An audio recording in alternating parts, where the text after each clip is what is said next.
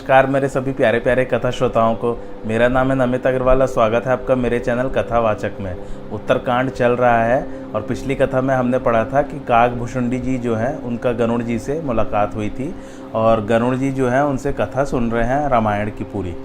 तो काकभुशुंडी जी ने पूरी कथा सुना दी गरुड़ जी को। उसके पश्चात गरुड़ जी ने कहा, श्री रामचंद्र जी की शुभ कथा सुनकर पक्षीराज आनंदित होकर यह वचन बोले। श्री रामचंद्र जी का संपूर्ण चरित्र सुनकर मेरा संदेह दूर हो गया और आपकी कृपा से श्री रामचंद्र जी के चरणों में स्नेह हुआ। प्रभु श्री रामचंद्र जी को संग्राम में बंधा देखकर मुझे अत्यंत मोह हुआ था कि श्री राम जी चैतन्य आनंद की राशि हैं, वे किस कारण से व्याकुल हैं। मनुष्य के समान अनेक चरित्र देखकर मेरे हृदय में बड़ा संदेह हुआ था, पर वह भ्रम मैंने अब हितकर माना। इसी बहाने से कृपा निधान श्री राम जी ने अनुग्रह किया। फिर काकभुशुंडी जी बोले, आपको न संदेह है न मोह और माया। हे नाथ, आपने मुझ पर कृपा की है। हे पक्षीराज, मोह के बहाने से रघुनाथ जी ने आपको यहाँ भेजकर मुझे बढ़ाई दी है। हे गरुड़ जी, आपने अपना मोह कहा सो हे स्वामी, यह कुछ आश्चर्य की बात नहीं है। नारद, शिव, ब्रह्मा तथा सनकादि मुनीश्वर जो आत्मज्ञानी है, मोह ने किसको अंधा नहीं किया। संसार में ऐसा कौन है जिसे कामदेव ने न नचाया हो। तृष्णा ने किसको पागल नहीं किया और क्रोध ने किसके हृदय को नहीं जलाया। ज्ञानी, तपस्वी, शूरवीर, कवि, विद्वान और गुण निधान, इनमें से संसार में लोभ ने किसकी विडंबना नहीं कर डाला। लक्ष्मी के मद ने किसको टेढ़ा नहीं किया और प्रभुता ने किसे बहरा नहीं बनाया। मृगलोचनी स्त्रियों के नेत्र रूपी बाण कौन ऐसा है जिसको न लगे हों, जिसे मान और मद नहीं व्यापा। यौवन रूपी ज्वर ने किसे नहीं बलकाया। ममता ने किसके यश को नष्ट नहीं किया। ईर्ष्या और ढाह ने किसे कलंक नहीं लगाया। शोक रूपी पवन ने किसे नहीं हिलाया। चिंता रूपी सापनी ने किसे नहीं डसा। संसार में ऐसा कौन है जिसे माया न व्यापी हो। शरीर रूपी काठ में मनोरथ रूपी घुन जिसको न लगा हो, ऐसा कौन सा मतिधीर है। पुत्र, धन और लोक प्रतिष्ठा, तीन प्रकार की इच्छाओं ने किसकी बुद्धि को मलिन नहीं किया। यह सब माया का बड़ा प्रबल परिवार है, इसका वर्णन कर कौन पार पा सकता है। शिव और ब्रह्मा भी देखकर डरते हैं, फिर दूसरे जीव तो किस गिनती में है। माया की प्रचंड सेना संसार में व्याप रही है, जिसके काम, क्रोध और लोभ सेनापति हैं। अभिमान, छल, पाखंड आदि योद्धा हैं। वह माया रघुनाथ जी की दासी और समझ लेने पर वह निश्चय झूठी है। काकभुशुंडी जी कहते हैं, हे नाथ, प्रतिज्ञा करके कहता हूँ कि बिना श्री राम जी की कृपा से वह छूट नहीं सकती। जिस माया ने सारे जगत को नचाया और जिसके चरित्र को किसी ने न देख पाया, हे पक्षीराज, वही माया स्वामी के भ्रकुटी के विलास से अपने समाज सहित नटी जैसी नाचती है। भगवान श्री राम जी ने भक्तों के कारण राजा का शरीर धारण किया और परम पवित्र चरित्र साधारण मनुष्य के समान किया। जैसे अनेक वेश धारण करके कोई नट नृत्य करता है और जो भाव दिखलाता है वह वेश धारण के अनुकूल होता है, पर वह स्वयं वह उनमें से कोई हो नहीं जाता। हे गरुड़, श्री रामचंद्र जी के विषय में मोह का प्रसंग ऐसा ही है, परंतु उनके संबंध में अज्ञान या मोह की बात स्वप्न में भी ठहर नहीं सकती। मंद बुद्धि अभागे लोग माया के वश में हो रहे हैं। उनके हृदय के समक्ष अनेक प्रकार के पर्दे पड़े हैं। वे दुष्ट हट के वश संशय करते हैं और अपनी अज्ञानता श्री रामचंद्र जी पर धरते हैं। जो काम, क्रोध, मद, लोभ में तत्पर रहते हैं और दुख रूप घर के कार्यों में आसक्त हैं, वे रघुनाथ जी को कैसे जान सकते हैं। वे मूर्ख स्वयं ही अज्ञानता रूपी अंधकारमय कुएं में पड़े हैं। निर्गुण रूप अत्यंत सुलभ है, सगुण रूप को कोई जानता ही नहीं। भगवान का निर्गुण रूप सुगम और सगुण रूप दुर्गम है। यह सुनकर मुनियों के मन में भी भ्रम हो जाता है। हे प्रभु, जिस प्रकार मुझे मोह हुआ था वह सब कथा आपको सुनाता हूँ। हे तात, आप श्री रामचंद्र जी के कृपा पात्र हैं। भगवान के गुणों में आपकी प्रीति है। आप मुझे सुख देने वाले हैं, इसलिए मैं आपसे कुछ भी न छिपाऊंगा और बहुत ही सुंदर रहस्य गाऊंगा। सुनिए, श्री रामचंद्र जी का यह सहज स्वभाव है कि वे अपने सेवक में अभिमान नहीं रहने देते। अभिमान जन्म मरण रूप संसार का मूल है और यही नाना प्रकार के शोकों को देने वाला है। इससे कृपानिधान श्री राम अपने भक्त का शोक दूर करते हैं क्योंकि उनकी सेवक पर बड़ी ममता है। हे गोसाई, जैसे बालक के शरीर में हुए फोड़े को माता कठोर होकर उसे चिरवा देती है, यद्यपि नश्तर लगाने पर पहले बालक दुख पाकर अधीर होकर रोने लगता है, तो भी उसका रोग नाश होने के लिए माता बालक की उस पीड़ा को नहीं गिनती है। इसी प्रकार श्री रामचंद्र जी अपने दास का अभिमान उसके लिए नष्ट कर देते हैं। हे गरुण, अब श्री रामचंद्र जी की कृपा और अपनी मूर्खता कहता हूँ, मन लगाकर सुनिए। जब जब श्री राम जी मनुष्य शरीर धारण करते और भक्तों के कारण लीलाएं करते हैं, तब तब मैं अयोध्यापुरी में जाता हूँ और बाल चरित्र देखकर प्रसन्न होता हूँ। मैं जाकर राम जन्म का महोत्सव देखता हूँ और श्री राम जी के दर्शन के लोभ में 5 वर्ष पर्यंत वहीं रहता हूँ। हमारे इष्ट देव बाल रूप श्री राम है, जिनके शरीर की सुंदरता करोड़ों कामदेव की तरह है। मैं अपने प्रभु के शरीर को बार बार देखकर अपना नेत्र सफल करता हूँ। छोटे कौवे का रूप धारण कर अनेक प्रकार की बाल लीलाएं देखता हूँ। श्री रामचंद्र जी लड़कपन में जहाँ जहाँ घूमते फिरते वहाँ मैं भी उनके साथ उड़ता था। आंगन में उनका जो झूठन पड़ता था उसको उठाकर मैं खा लेता था। एक बार श्री रामचंद्र जी ने बहुत से बाल चरित्र किए। प्रभु श्री रामचंद्र जी की उस लीला का स्मरण करते ही शरीर पुलकित हो गया। श्री रामचंद्र जी बाल लीला करते थे और आंगन में विचरकर माताओं को सुख देते थे। राजभवन के आंगन में रूप की राशि श्री रामचंद्र जी अपनी परछाई देखकर नाचते थे, मुझसे नाना प्रकार की क्रीड़ा करते थे। उस चरित्र का वर्णन करते हुए मुझे लज्जा आती है। जब किलकारी मारकर मुझे पकड़ने दौड़ते तब मैं भाग जाता तो वे मुझे मालपुआ दिखाते। प्रभु श्री रामचंद्र जी मेरे समीप जाने पर हंसते और मैं भागता तो रोने लगते। मैं पाँव पकड़ने की इच्छा से पास जाता तो मुझे बार बार देखते हुए भागते जाते थे। तब उन्हें साधारण बालक की भांति लीला करते देखकर मुझे मोह हुआ कि प्रभु तो सच्चिदानंद और परब्रह्मा है, फिर ये कौन सा चरित्र करते हैं। हे गरुण, इतना भाव मन में आते ही श्री रामचंद्र जी की प्रेरणा से मुझे माया व्याप गई, परंतु वह माया मुझे दुखदायी नहीं हुई और अन्य जीवों की भांति संसार में न गिरा सकी। हे गरुड़, यहाँ कुछ और ही कारण था, उसे सावधान होकर सुनो। एक श्री सीतापति श्री रामचंद्र जी ही अखंड और ज्ञान के भंडार हैं और सब चराचर जीव माया के वश में हैं। जो सबका ज्ञान एक ही रहे तो फिर ईश्वर और जीव में क्या भेद रहे। अभिमानी जीव माया के वश में है और गुणों की खानी माया ईश्वर के वश में है। जीव पराधीन और भगवान स्वाधीन। जीव अनेक है, ईश्वर एक है।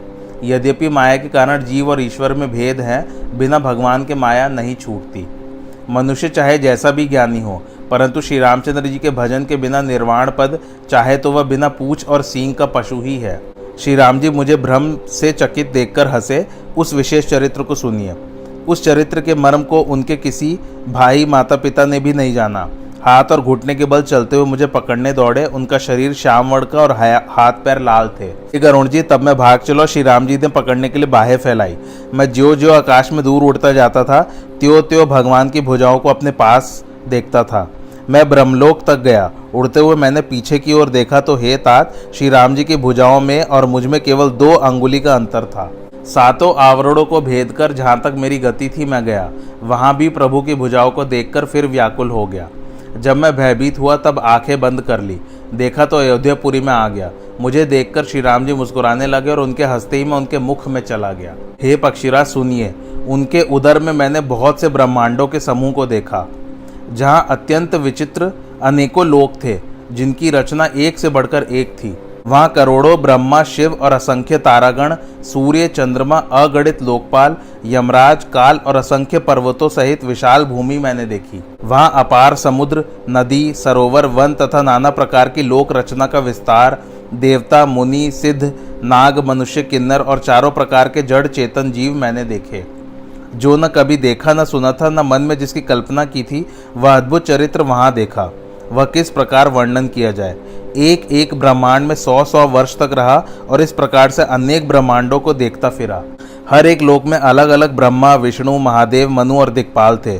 मनुष्य, गंधर्व, भूत, बैताल, किन्नर, राक्षस, पशु, पक्षी और सर्प थे। वहाँ अनेक जातियों के देवता और दैत्यों के गढ़ थे तथा सभी जीव वहाँ और ही तरह के थे। अनेक पृथ्वी, नदी, समुद्र, तालाब और पर्वत थे। सभी प्रपंच वहाँ और ही था। हर एक ब्रह्मांड में मैंने अपना प्रतिरूप देखा और अनेक अनुपम वस्तुएं देखी।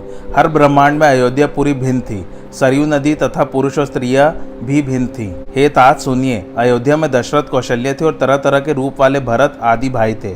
हर ब्रह्मांड में श्री राम जी का अवतार और विनोदपूर्ण उदार बाल चरित्र मैंने देखा। हे विष्णु वाहन गरुण, मैंने सभी पदार्थ पृथक पृथक अत्यंत विचित्र देखे। मैं असंख्य ब्रह्मांड में फिरा, किंतु सर्वत्र श्री रामचंद्र जी वे ही थे, दूसरे मैंने नहीं देखे। मोह से प्रेरित शरीर लिए मैं उसी लड़कपन, उसी शोभा और उन्हीं दयालु श्री रामचंद्र जी को लोक लोकांतरों में देखता फिरा। मुझे असंख्य ब्रह्मांडों में घूमते हुए मानो 100 कल्प बीत गए।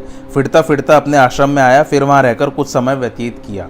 फिर अपने प्रभु का जन्म अयोध्या में हुआ सुनकर प्रेम विवल होकर प्रसन्न हो उठ दौड़ा। जाकर जन्म महोत्सव देखा, जिस प्रकार से पहले मैंने गाकर कहा है। श्री राम जी के उदर में मैंने अनेक जगत देखे, वे देखते ही बनते थे, वर्णन नहीं किए जा सकते। फिर वहाँ मायापति सुजान कृपालु श्री रामचंद्र जी को देखा। मैं बार बार विचार करता था कि मेरी बुद्धि मोह रूपी मैल में फंसी है। 2 घड़ी में मैंने यह सब देखा। अज्ञान की विशेषता से जब थक गया, तब कृपालु श्री रामचंद्र जी मुझे व्याकुल देखकर हंसे। हे मतिधीर सुनिए, हंसते ही मैं मुख से बाहर आ गया। तब वही लड़कपन श्री राम जी मुझसे फिर करने लगे। करोड़ों तरह से मन को समझाया, परंतु मन में शांति नहीं होती थी। यह चरित्र देखकर और प्रभुता समझकर मुझे देह की दशा भूल गई।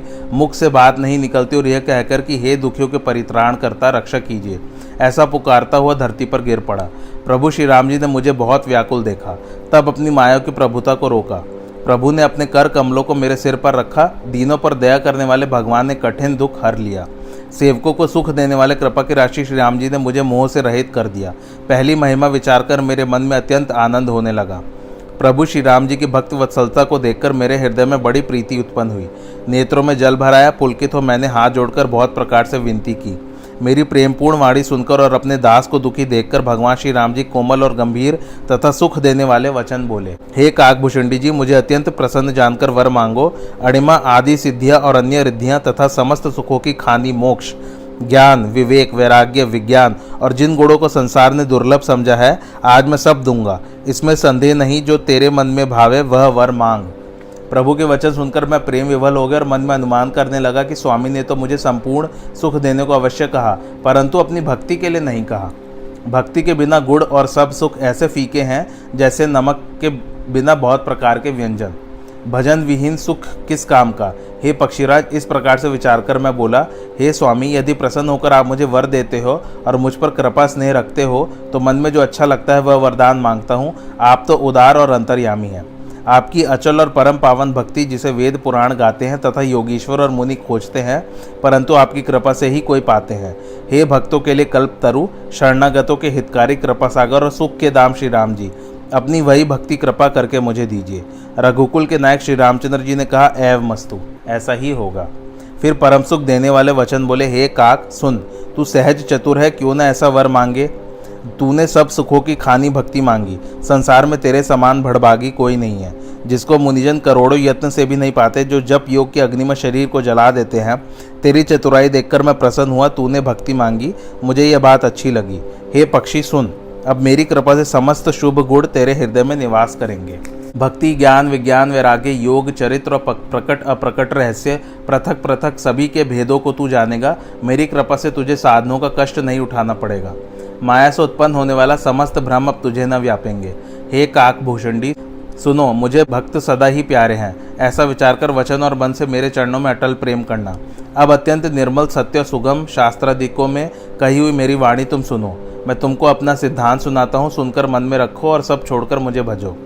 चर अचर अनेक तरह के जीव मेरी माया से रचित हैं। सभी जीव मुझे प्रिय हैं और मेरे उत्पन्न किए हुए हैं, तथापि मनुष्य ही मुझे सबसे ज्यादा प्यारे हैं। सब मनुष्य में ब्राह्मण, ब्राह्मणों में वेदज्ञ, उनमें वेदोक्त धर्म का अनुसरण करने वाला, उनमें विरक्त और विरक्तों में अधिक ज्ञानी तथा ज्ञानियों में भी विज्ञानी मुझे बहुत प्रिय हैं। विज्ञानियों से अधिक प्रिय मुझे अपने दास हैं, जिन्हें मेरी ही गति और दूसरी आशा नहीं है। मैं तुमसे बार बार और सत्य कहता हूँ कि मुझे सेवक से प्यारा कोई नहीं है। भक्ति से हीन ब्रह्मा ही क्यों न हो, परंतु वह सब जीवों के समान ही प्रिय है, किंतु भक्ति वाला अत्यंत नीच प्राणी भी मुझे प्राणों के समान प्रिय है। ऐसा मेरा वचन है। पवित्र, सुशील और सुंदर मतिमान सेवक कहो किसको प्रिय नहीं लगता। हे काग, वेद ऐसी नीति कहते हैं, तू सावधान होकर सुन। अब वेद क्या नीति कहते हैं हम अगली कथा में सुनेंगे। आज की कथा आप लोगों को कैसी लगी, क्योंकि आज जो था उसमें बहुत सारे ब्रह्मांडों का वर्णन किया गया है। ये तो बिल्कुल ऐसे हो गए जैसे वो मल्टीवर्स का कंसेप्ट नहीं चल रहा आजकल फॉरेन की फिल्मों में, हॉलीवुड फिल्मों में। मुझे तो बिल्कुल वैसे ही लगा। और मुझे ऐसा लगता है कि जैसे ये सब जो मल्टीवर्स का कंसेप्ट है अपने भारत के पुराण, वेदों और कथाओं से ही आया है। इसका जन्म भी भारत में ही हुआ है मेरे हिसाब से तो। और बहुत ही रोचक और बहुत ही अद्भुत और अलौकिक कथा लगी। मैं तो वर्णन सुन के ब्रह्मांड का एकदम चकित ही रह गया। और आप लोगों को कैसी लगी ये कथा मुझे कमेंट करके ज़रूर बताइए, और मेरे चैनल कथावाचक को लाइक, शेयर और सब्सक्राइब ज़रूर कीजिए। Thanks for watching. धन्यवाद।